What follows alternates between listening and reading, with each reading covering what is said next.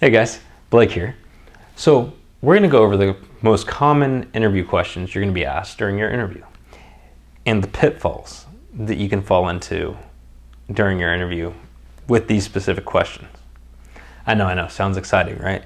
But by knowing these pitfalls and where most people go wrong in these questions, you're going to be able to overcome that and interview a heck of a lot better. So let's just jump straight into the questions. Question number 1, what's your biggest weakness? Now, a lot of advice out there on interviewing will tell you to take one of your strengths and present it as a weakness. There's a huge problem with this. Don't do it, by the way. It makes your strengths appear weaker than they are, which therefore makes you appear weaker than you are. The other big problem with this is that your interviewer is going to know. Absolutely going to know. I've interviewed people and I've known every time someone's pulled this, or at least I believe I have. I've noticed quite a few times when people have tried to do that. And it loses rapport with them. So if I'm interviewing you and I notice that you just lied to me or that you tried to kind of present this half-truth, I'm not going to feel like I can trust you anymore. All right, so that's that one. Let's move on to the next question. So next question I call the conflict question. And it's some form of this. Name a time when you've had a conflict with a manager or coworker, and what did you do to resolve it? So the easiest ways to screw this question up, or the two biggest ways, are to say that you went above your manager's head or even a coworker's head.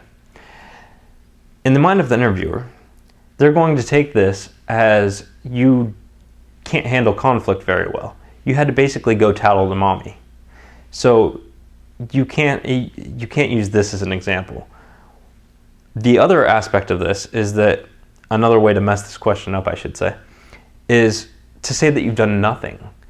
And normally people go, well, I wouldn't say that I did nothing. But if you say, well, I took some time, I thought about it, I let the conflict simmer down or the situation simmer down, and I realized, it just wasn't that big of a deal. That's not a horrible answer, except for the fact that it makes you appear weak, like you're not going to stand behind your decisions. And me as an interviewer, I'm not going to know if you're going to tell me when I need to know something.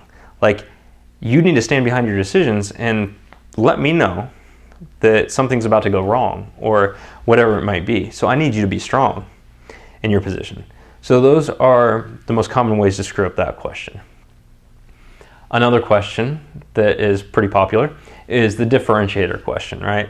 So tell me why I should hire you above other candidates. And this one's kind of tricky because if you think about it, you haven't met the other candidates. You don't know what specific skills, Mary or John has. However, that's not really what they're asking for. They're asking for, where do you excel? Where do you specifically excel? And the easiest way to screw this question up is to basically list off your resume. You don't want to say that nothing makes you different, and you don't want to just repeat what's on your resume or repeat anything that you said earlier on in the interview because that's A, boring, and B, they're going to feel like you don't really have any unique things to offer. So that's the biggest way to screw that one up. There's also another common one that's pretty hard for people to answer, and that is, can you tell me why you left your last position? Or why you want to leave your current position, which is pretty common nowadays. And the easiest way to mess this question up, and it's actually the easiest way to mess an interview up, period, is to bash an ex-boss or coworker. That isn't what they're looking for. They don't want to hear about how horrible people are.